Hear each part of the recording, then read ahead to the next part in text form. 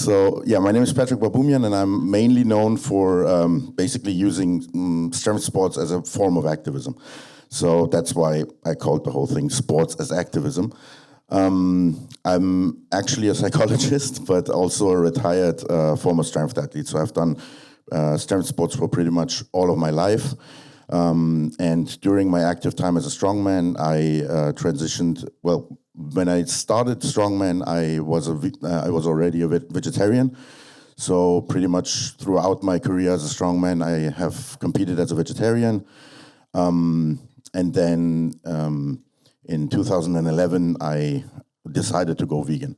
And this is going to be a little bit about why I decided that and what was the background of that and what does it actually mean to use sports as a form of activism. Because, before I did it myself, I didn't know a lot about it. So I thought it would maybe be an interesting topic. So this is meant to be an uplifting talk.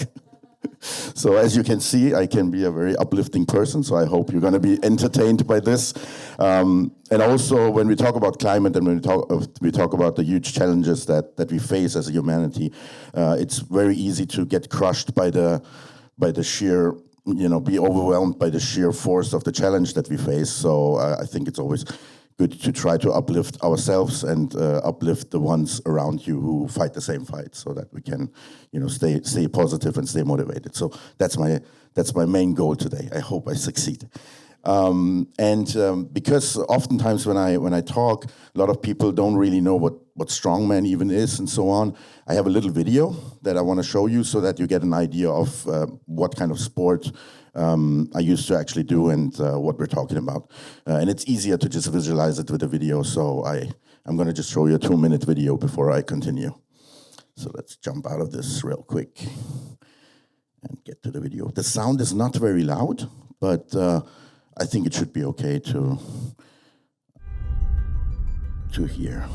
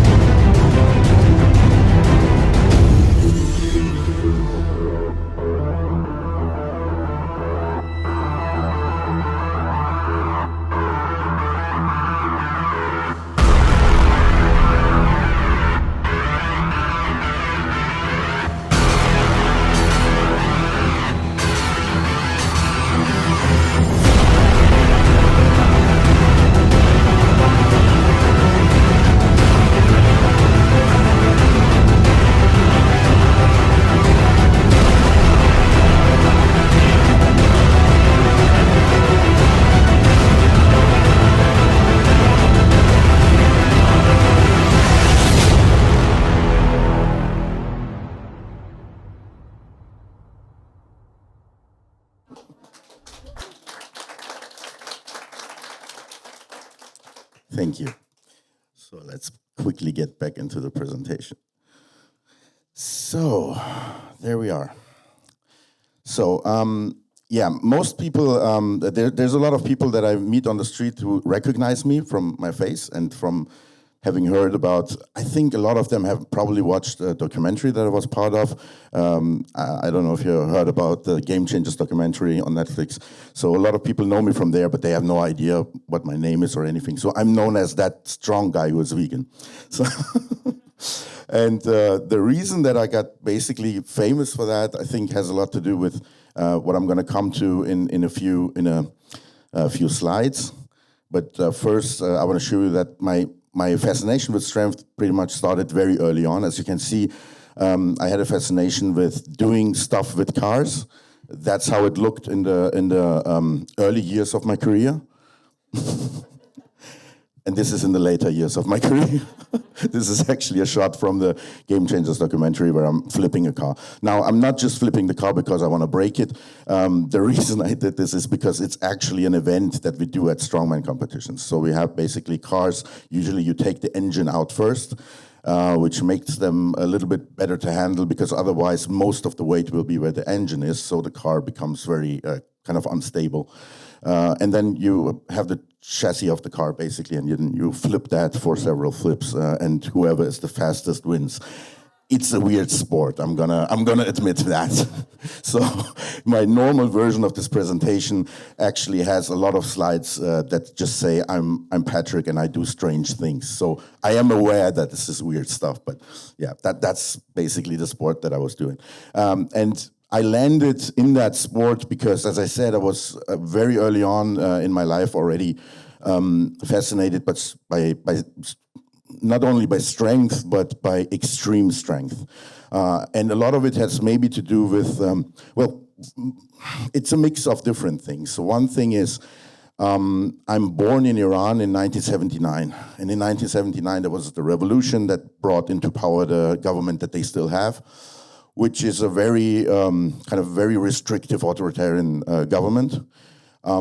But then more than that, the thing was that there was also a war that broke out basically with the neighboring country of Iraq. So this is where I spent the first 7 years of my life, which means I saw a lot of bad stuff happening. Then when I was 4 years old, I also lost my dad in a car accident. So the first years of my life were pretty extreme in terms of kind of traumatic stuff raining down on me. And so as a child, when all of that stuff happens around you, you feel very powerless often. So in my fantasy, so I would basically escape into a fantasy world where I would imagine myself being super strong so that I could just make the bad stuff stop and could protect the people around you. So I would, and then also because I grew up with comic books, I would then basically imagine myself as like a comic book superhero who could, save everyone, and everybody would love me, and I would protect everyone. And then before I was 4 years old, so before my dad died, one of the last memories that I have actually of both of my parents is that they used to watch the Incredible Hulk TV series. Basically the monster version of Bruce Banner is played by a bodybuilder called Lou Ferrigno. And so the image of an extreme bodybuilder with those muscles, and then of course in the series, in the fictional world, he's like a superhuman, strong berserker basically, who breaks everything bad in the story, so to say. That became kind of burnt into my psyche very early on. So I was probably 3 years old or something like that. It was very terrifying for me, but at the same time, I saw this fascination of I want to be that thing. I want to be able to kind of make the bad stuff stop and break like tanks and everything that hurts other people. So that started very early on, and so I started training when I was 14 years old. So it didn't take a lot of time until I understood that, you don't get that strong by being exposed to gamma radiation, but you have to train. So that's how I started training. So another thing that started very early on in my life is my love for animals. So I was always fascinated by animals. As a child, I was very ignorant, and I didn't really understand how to treat animals correctly. So you would see me in the garden just basically picking up bugs and snails and all kinds of, earthworms. And I would just put them into my clothing and would take them into the house with me, which would, my mom would be very happy every time because she almost had a phobia of, basically every kind of animal. So I wasn't allowed to have pets on it or anything, but I was playing with whatever animal I would find. So, and probably to the detriment of the poor animals that, I was, but I always had good intentions, let's put it that way. So that also started very early on in my life. And so when I started with strength sports, I was a meat eater. So I wasn't vegetarian or vegan yet.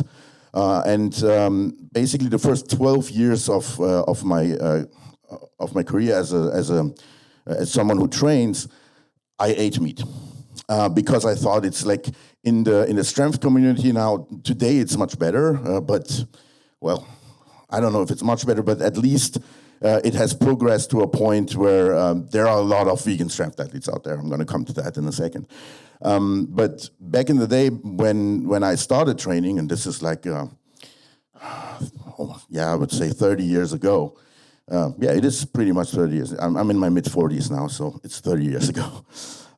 So when I started, it was absolutely unheard of that anyone would, train and not eat meat. So I was doing what everybody else was also doing, because I thought that it's part of the sport. And when I made the decision to stop doing that, it was actually in a part of my life where sports wasn't like the main topic for me. Like I had been out of school for 6 years. And at that point, I was actually trying to get my is it A degree, Abitur? So I was trying to basically get to a point where I could start studying. And so my main focus was on learning, and sports was just something that I was still doing, but it wasn't that important. And the reason that I stopped eating meat was because, as I said, I had this love for animals, and at that point in my life, we were actually living near a forest, and I would have all kinds of wildlife rescues all the time. So at that point, my mom wasn't dictating my life anymore, so I had a lot of animals around me, and we would, rescue all kinds of birds and all kinds of wildlife that we would find, we would see it's in a bad state, and we would try to help it. So at the point where I actually made the decision, we had just had a crow rescue. And we had the little guy for, I don't know, like 3 months or something like that until we released him. And I started thinking, I was like, how does this make sense? I've spent several months now and a lot of energy trying to help this one bird. And at the same time, I've eaten probably 20 chickens. And I thought, like, that doesn't make a lot of sense.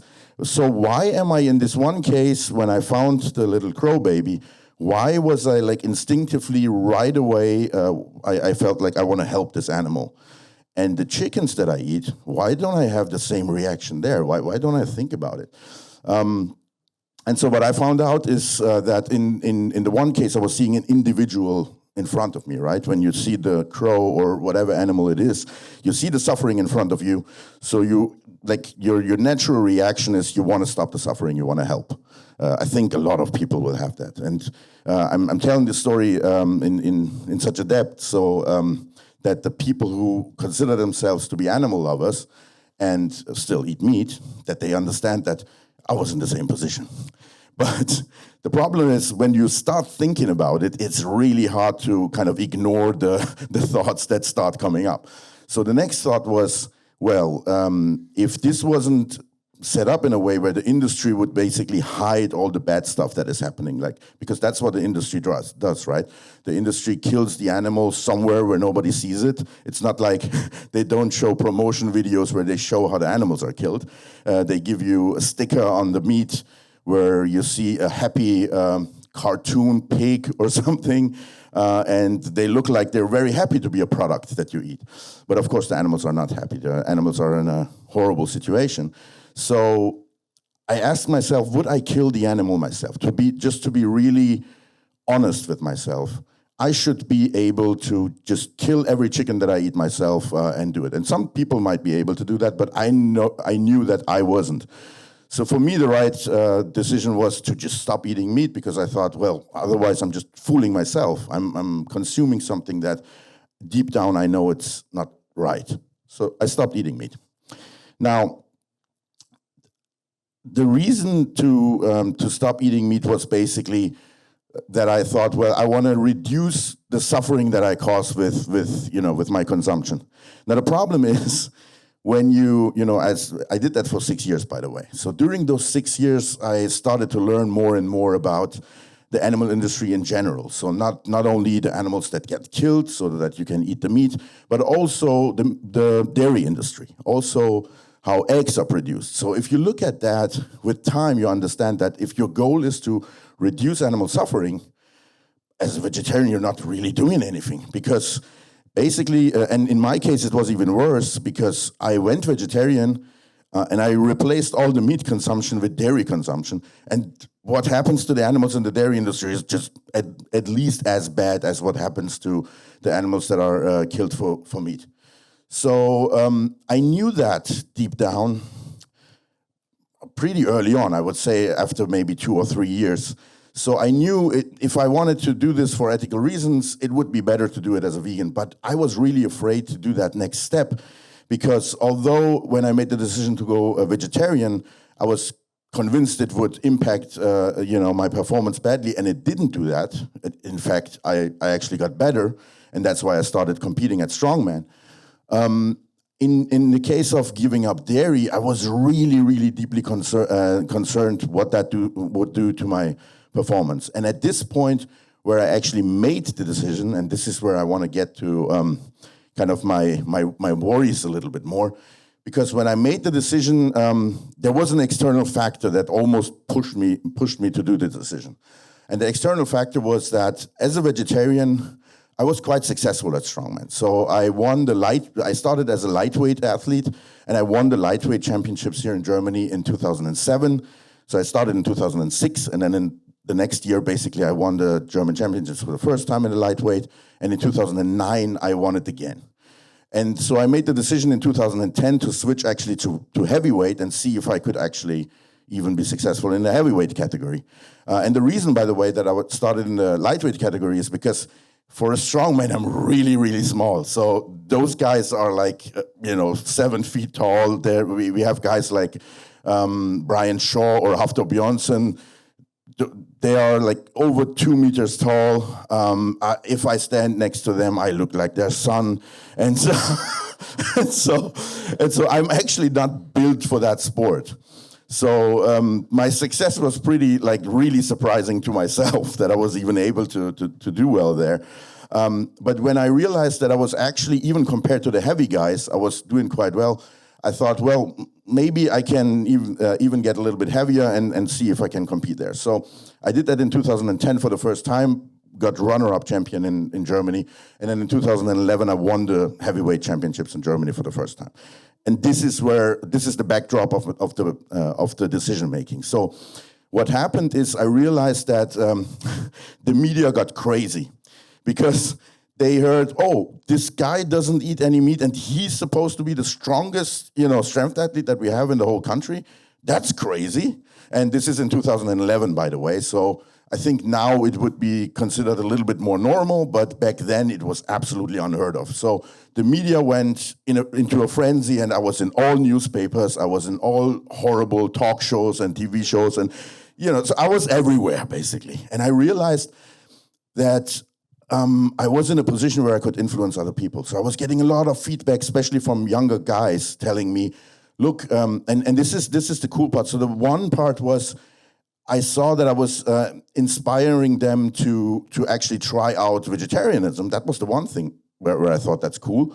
But the other thing was also younger guys reaching out to me and saying, "Look, when you speak in those TV shows about you being compassionate with animals, that's huge because I feel the same feelings, but I'm afraid to express them because I don't want my peers to look at me as a softie or something. But now if the strongest guy in the country does that on TV and say, yeah, I have a soft spot and I love animals and I feel compassion, that gives me permission to express those feelings."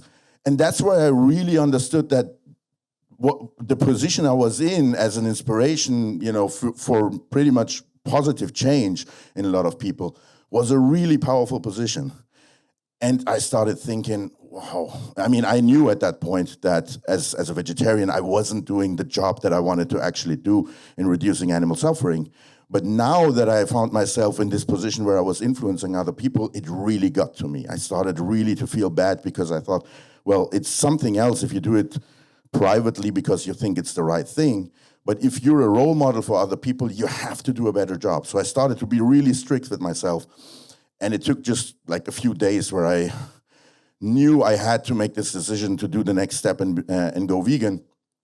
But I was really worried that it wouldn't work. And the biggest part was, I should maybe. So this is, I'm just going to let this run in the background. So this is just a few, this is where I won the German championships. This is just basically like a summary thing, a minute of me winning the title. So that was, what is that? Okay. I think it's not from here. We can just let it run like that. But we need the sound later on for one more last clip in the last slide. So my biggest worry basically was, let me go to the next one. So my biggest worry was I wanted to show basically that you can be vegan, not only vegetarian, but you can also be vegan and do the stuff that I was doing. And I had this, because I had this spotlight on me and I was in this, basically prominent position. But I thought, well, what if I fail? Then I'm going to prove the exact opposite. And the problem that I was so worried was, this is basically the number of, not only in strongman, but in pretty much all of strength sports, the number of athletes who would compete internationally, basically on the same level that I was at, and were vegan. There was nobody. So I thought, well, if nobody's doing it, maybe everybody is right. And everybody is also telling you, you have to eat meat, you have to eat animal protein to succeed. Otherwise, you're not going to succeed.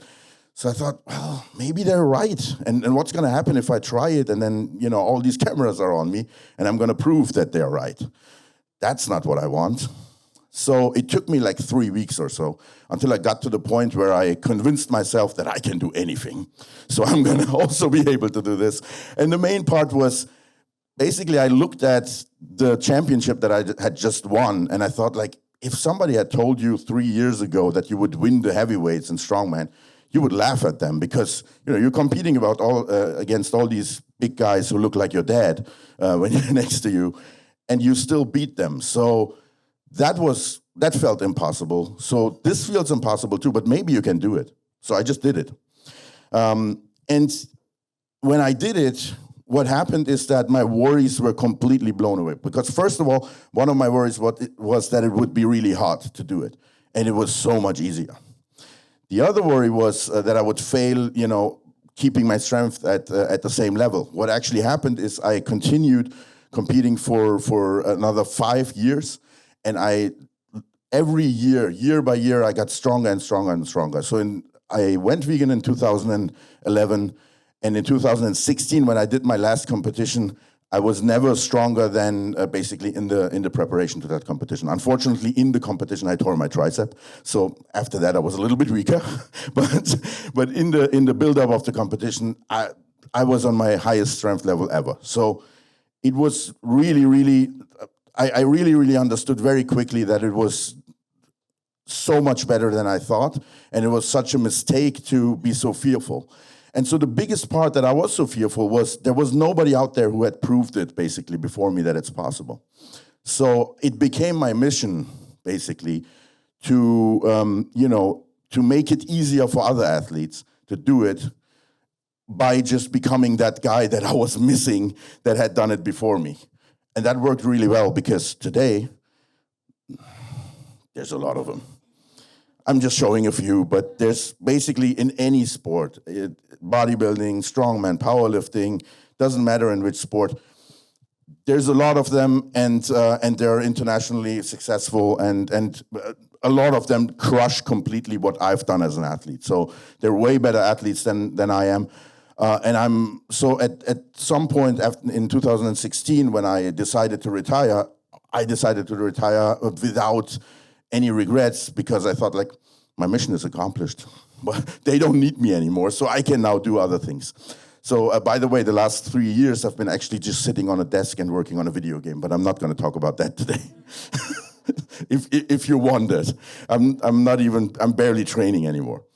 So yeah, that was pretty much my story that I wanted to tell you. And now we need sound again, because with that, I just want to give it to you and say, I try to do something that hadn't been done before, and just inspire other people to join. And I think any one of us can do that. So with that, I just want to, oh, there's no sound. That's too bad. But I can narrate it.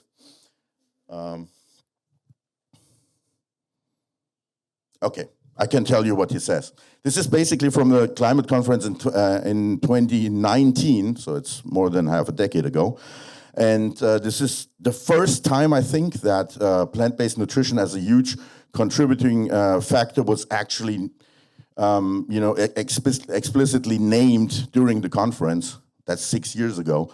But I don't know if enough has happened since then. So my message to you is just, be that guy or that person to go out there and just initiate something and inspire some people around you. Thank you.